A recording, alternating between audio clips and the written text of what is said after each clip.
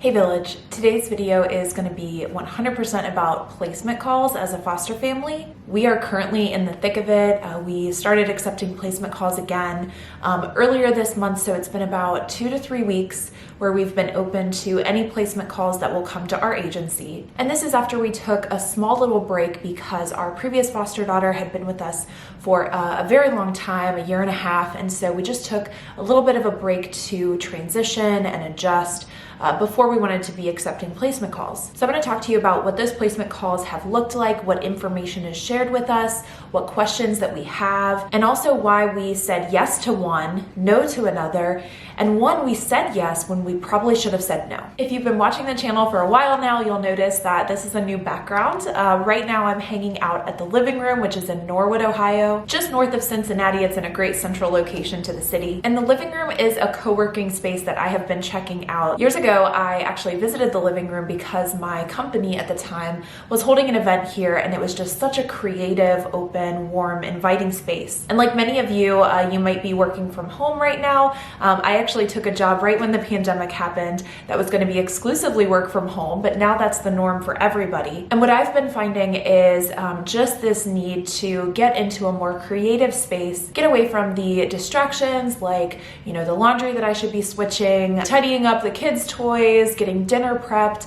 Some of those distractions can really take you away from your focus. And on top of that, not only do I like to be in a creative mind space and physical space as an instructional designer creating training content, but I also like to be in that same mindset when I'm putting video and content together for you all. So for anyone who is local in the Cincinnati area, if you have that same itch that you just want to get out of the home for a little bit, currently I'm coming here about once or twice a week, or you could come 5 days a week, 7 days a week. I definitely recommend that you check out the living room. All of the coworkers here are respectful and nice and fun. And I'm gonna put a link in the description because if you do want to check it out, just mention Be the Village at sign up, and they're gonna give you a no commitment 1 month free just to check out the space. And if you do that, definitely come and look for me, say hi. There are 3 floors, multiple different locations to be working from, but definitely find me and pop in and say hi.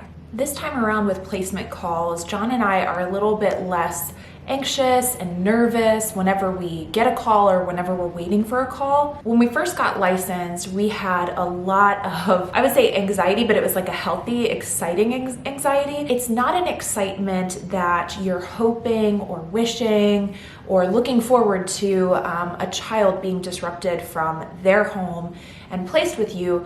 It's just that if it is going to happen, you want to be there. So initially with our first couple of placements, leading up to it, we had a number of calls. We said yes to so many kids, and we were not chosen for a number of reasons, which if you go back to our earlier videos, you can kind of see that journey. It was a lot of getting our hopes up that we would be the right family, and then kind of going through the thought process of, oh, here's the child, this is their name, this is what they're like, really just kind of preparing emotionally and mentally, and then being told that they went with another family. This time, when we're getting placement calls, I think there's still an element of that excitement that we could possibly be, welcoming a new child into our home and that we could be there for them and to support them and their family. And so we're averaging about 1 call per week. So we get a call from our matchmaker who is with our agency.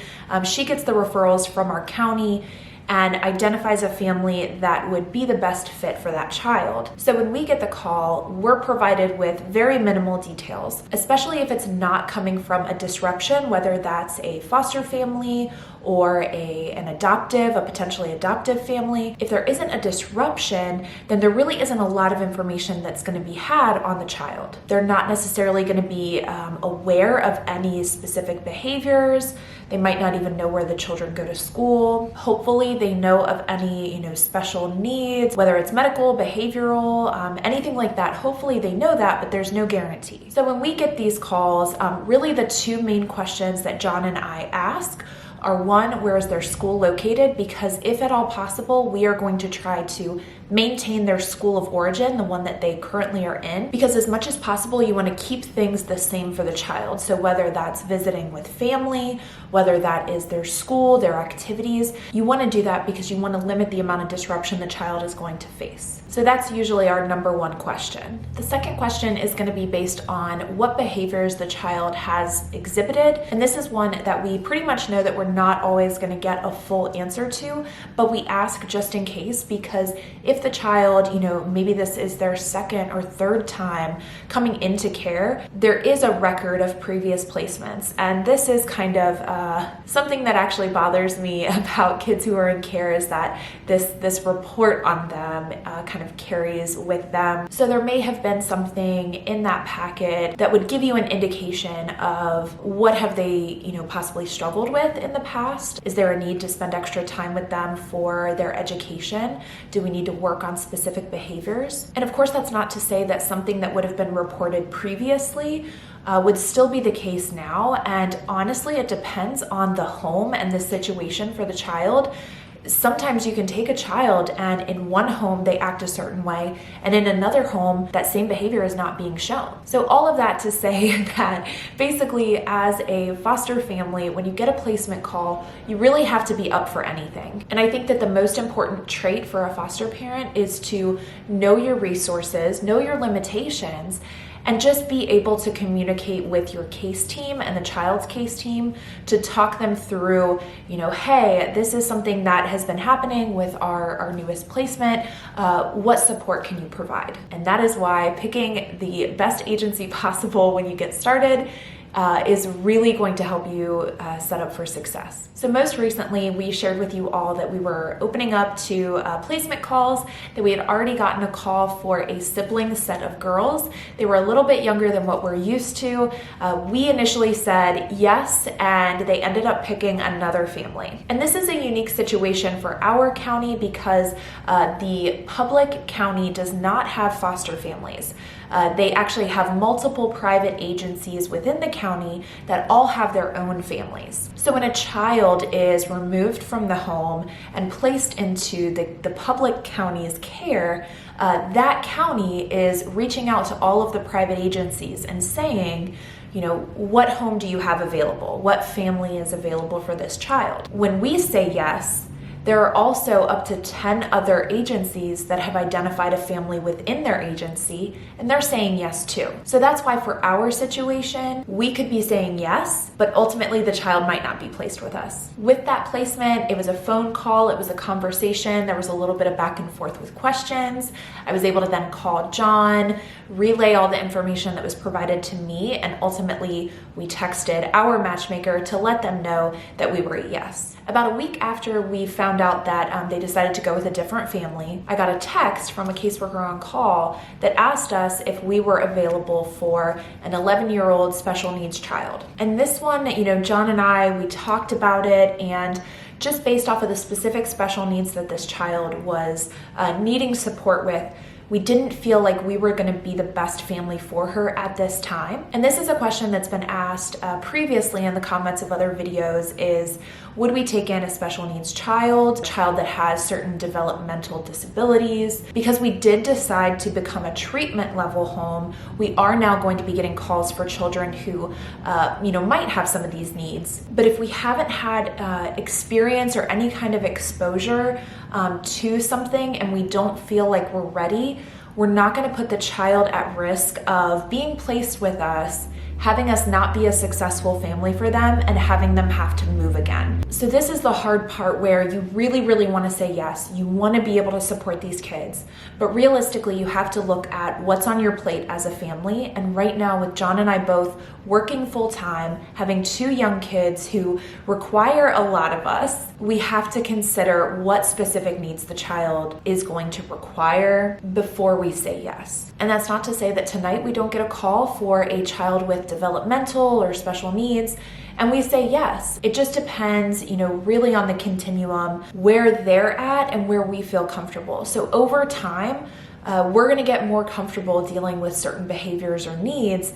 Right now, we're just not there yet. And that's okay because there are other foster families in our county who would probably be better equipped for those children. Our most recent placement call that we received was one that we did say yes to, but as I'm thinking back on it, we probably should have said no. And so I wanted to share that experience with you. And I should note that when I talk about these placement calls, we're still maintaining confidentiality because the identity of the children are really withheld from us. We don't have names, we don't get pictures, they're never going to be associated with us. So my goal here is to share with you just enough information so that you can get an idea of, what a placement call is going to look like. So we got a call from our matchmaker asking us about a child who was experiencing an adoptive disruption. And what that means is that this was a child who adoption was the permanency goal.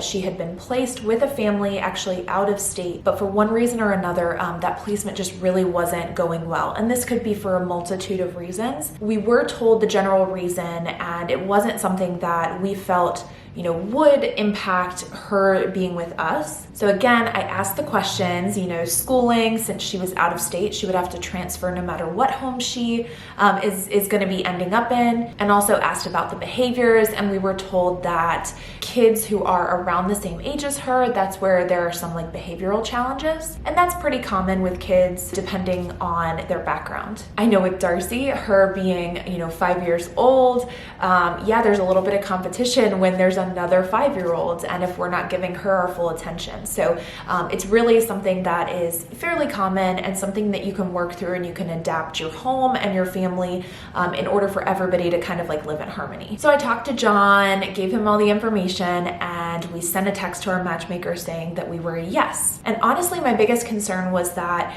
since we are a foster to adopt family, would there be an expectation of the child that we would adopt her? Because we've shared before on the channel that we are licensed to adopt, but ideally, it's not necessarily our goal. So I was just worried about this child is experiencing a disruption right now, thinking that she is going to be in her forever home. That's being taken away. Then she's placed with us, and if it's shared that we're licensed to adopt and we don't feel like it's a good fit, or we're not ready for our family to take that step, would that just add having her feel like she's not worthy or she isn't going to find a home? So that was my biggest concern. But after we said yes, the matchmaker texted back and let us know that there were additional, behaviors, and that it wasn't just kids her age, it was also younger kids. So obviously, since we have Darcy, who's 5 years old, we have Sawyer, who's about to be 2, we would fall into that category where, there could be some behaviors, just to generalize, just some jealousy of attention and attachment things to work through. And so I talked to John, and we decided that even though, yes, this could be something that we experience, I think that it's something that we could work through. We can adapt. It's not a bad thing if Darcy starts to learn a little bit more empathy and compassion and shared time. It's really good for her development too. So we said yes, and it was later that day that I got the text message saying that they decided to go with another home that didn't have younger children. And I kind of breathed a sigh of relief, because I thought, was this a situation where we said yes, but really we should have said no? And I do think, John and I are just so, anxious to help, anxious to be there for these kids. Sometimes it is gonna fall in that gray area where you really, really wanna say yes, but you have to step back and say, is this gonna be the best for the child and for our family? So that's been our experience so far over the last few weeks, getting 3 placement calls. We're gonna make sure that you guys are updated every time we get a placement call. And again, while we don't hope or wish that kids are gonna be removed from their home, if that does happen, we just wanna make sure that we're here to support them and their families. Make sure you like and subscribe, turn on your notifications so that you get updates every time we post a video. Thank you so much for watching. We'll see you next time.